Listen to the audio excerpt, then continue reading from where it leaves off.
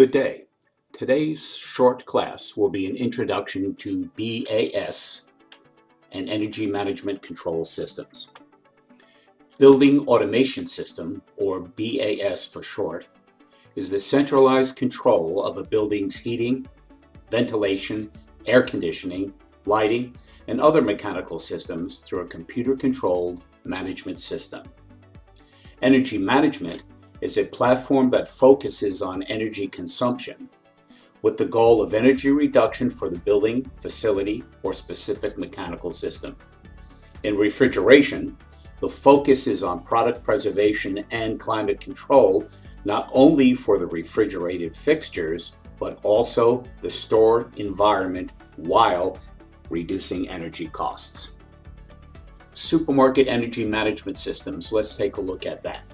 There are two basic types: the central control system or the distributed control system, like the Microthermal Alliance platform. In a central control system, as the name implies, all of the decision making, all of the control is through one central controller. So all of the inputs, the outputs, the schedules, the decisions have to be made by the master controller, and they are sent back and forth on the network. In a distributed control system, we install microcomputers or smart nodes throughout the facility or supermarket. They work together as one to control the entire facility or supermarket. We will discuss these two types of control systems in a later class. Now, how do these devices interact, communicate, or follow a schedule for lighting and defrost? Well, the devices used within the control system need to communicate with each other or communicate to a central point. Real-time measurements are required, such as temperature, pressure, volts and amps, operating status, and that could be simply on or off, or door position. Operating schedules are required for the facility or supermarket for lighting, defrost, and load shedding. Finally, alarm notification and system monitoring is required. Here are some basic communication networks. These are not all of them, but some of the most common. You could have Modbus 485, which uses a two-wire twisted pair, Ethernet IP, BACnet, or Echelon, which also uses two-wire twisted pair. This happens to be a schematic for an Echelon network, which we use in microthermal.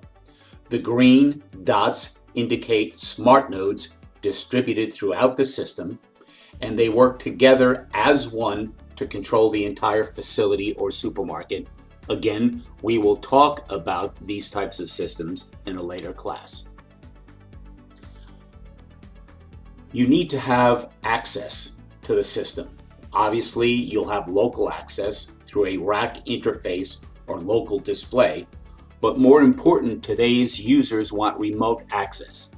That can be through a VPN, a virtual private network, a VNC, a virtual network computing platform, remote desktops, TeamViewer application, Log Me In, Go to My PC, or a web-based IP or cloud solution.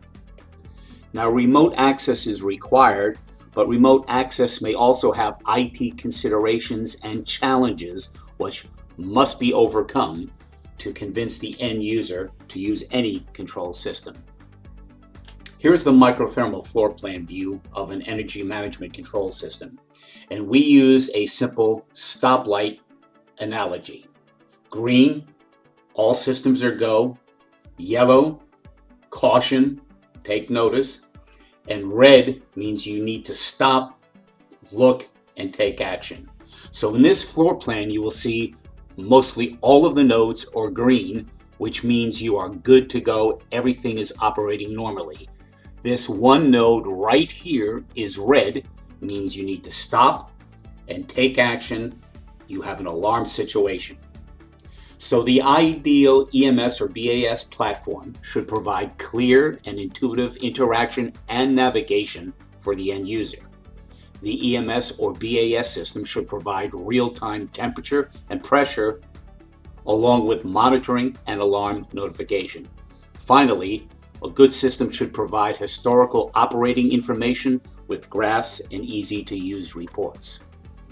So when you talk about control and monitoring in an EMS system, the ideal EMS solution should provide the end user with visibility to all of the mechanical systems within the supermarket or facility for monitoring and control purposes, such as rack control, condenser control, temperature monitoring, safety alarms, HVAC control, lighting control, VFD control, and energy monitoring, to name a few.